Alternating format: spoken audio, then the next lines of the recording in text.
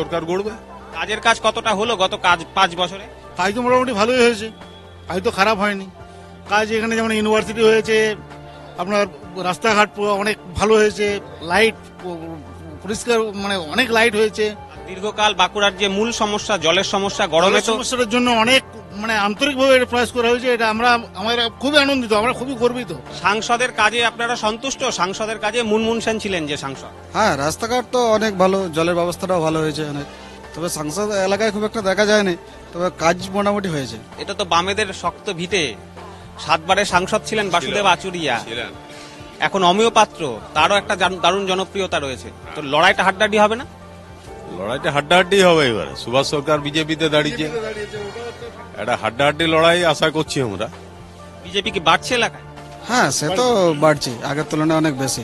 তাহলেও লড়াই হলেও শাসক দলেরই পাল্লা ভারী। মনপুর সাথে দাঁড়িয়েছিলেন, 96 ভোটে জিতেছিলেন উনি, কিন্তু আজ পর্যন্ত কোনো কাজ করলেন নাই। হ্যাঁ, উনি তো বলছিলেন যা আশ্বাসনে দাঁড়িয়েছে। হ্যাঁ, যাই হোক, এখন আমাদের মুখ্যমন্ত্রী কাজ অনেকেই করেছে। হ্যাঁ, কিন্তু গরিবদের জন্য কিছু কাজ করতে পারলেন না। যে 100 দিনের কাজ, গাঁইতে কোদাল সব মূর্ছা পড়ে গেছে।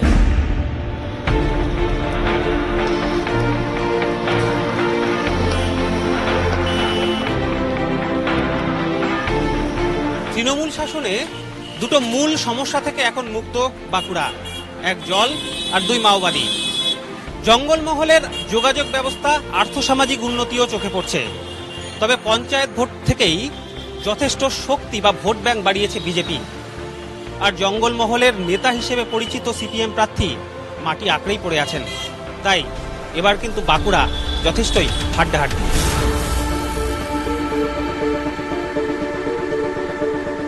বাঁকুড়ার যে 5টি সিঙ্গেল স্ক্রিন সিনেমা হল ছিল সবকটিই বন্ধ, এমনকি গত কয়েক বছরেও তৈরি হয়নি কোনো মাল্টিপ্লেক্স। এই মুহূর্তে যে চণ্ডীদাস চিত্র মন্দিরের সামনে আমরা রয়েছি, রবীন্দ্রনাথ ঠাকুরের হাতে উদ্বোধন হওয়া এই সিনেমা হলও বন্ধ দীর্ঘদিন। এটা তো একটা যন্ত্রণার জায়গা নাকি? মানে কোনো বিনোদন নেই। আরে বাবা, এখানে তো সিনেমা হলেই লোক চিনেই পাড়ারা।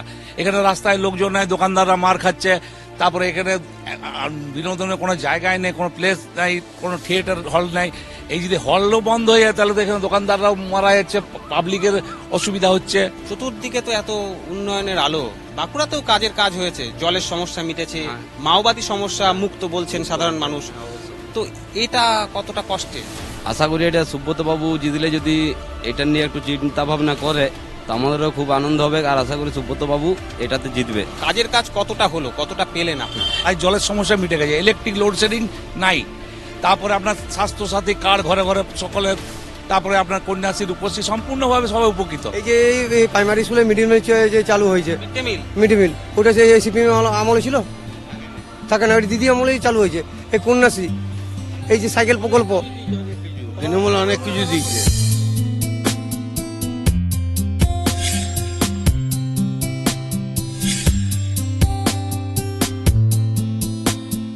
আমরা এই মুহূর্তে দাঁড়িয়ে রয়েছি বাঁকুড়ার মালপাড়ায়। প্রায় 150 ঘর মাল সম্প্রদায়ের মানুষ এই এলাকায় বসবাস করেন, এই গোটা মহল্লা, এবং তার একমাত্র এই জলাশয়। আমাদের এই পুকুরটার সমস্যা ব্যাপার, অত বড় বস্তির মধ্যে একটাই পুকুর, ব্যবহার কিছু হয় না, নষ্ট হয়ে গেছে পানীয় জল। এই কচুরি পানাতে পুকুর ভর্তি হয়ে গেছে। আর এই যে বলা হচ্ছে বাঁকুড়ায় পানীয় জলের সমস্যা মিটেছে, আপনাদের এলাকায় পানীয় জল ঠিকঠাক পাচ্ছেন? নির্দিষ্ট কোনো টাইম নেই, পানীয় জল যে দিচ্ছে কোনোদিন দিয়ে সকালে, তো কোনোদিন দিয়ে দুপুরে, আবার কোনো দিন দিইনি। ভোট তো এসে গেল, মোদি না দিদি, এদিকে কোন দিকে মানুষের পাল? সব মোদি, সব মোদি। কেন, কি কারণে? মোদি এত ভালো ভালো কাজ করছে। মোদির কি কাজ ভালো হয়েছে কি জানো? সেটা তো জানিনি, কিন্তু সবাই মোদি বিজেপি করে, ওই জন্য আমরা সেই মোদির ফ্যান হয়ে গেছি।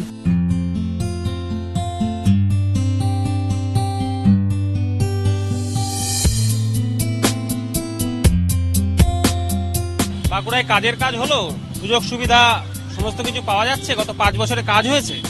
আপেক্ষিক যে উন্নয়ন বলতে আলো, রাস্তা, জল, শহরে এই 3টে সুযোগ সুবিধা আমরা পাচ্ছি, এটা অস্বীকার করার কোনো জায়গা নেই। হাওয়াটা কেমন বুঝছেন এবার? হাড্ডাহাড্ডি?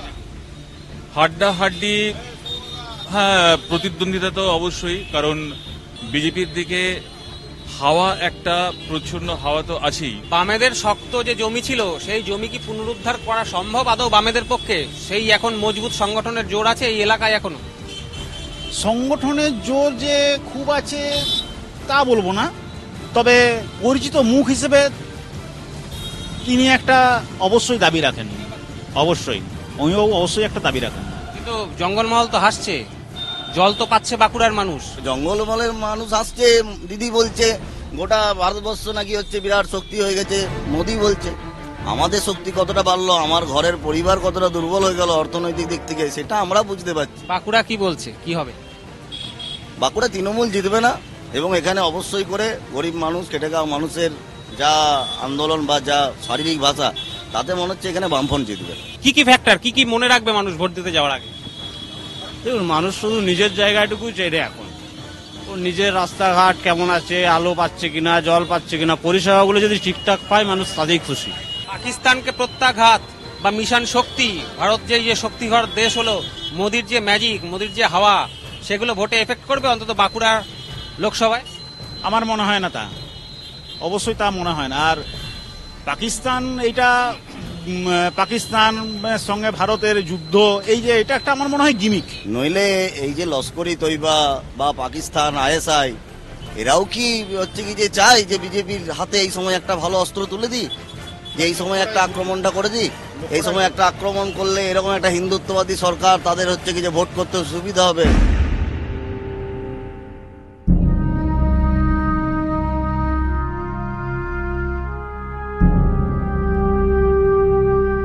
টোটোয় চেপে বাঁকুড়া সফর আজ এ পর্যন্তই।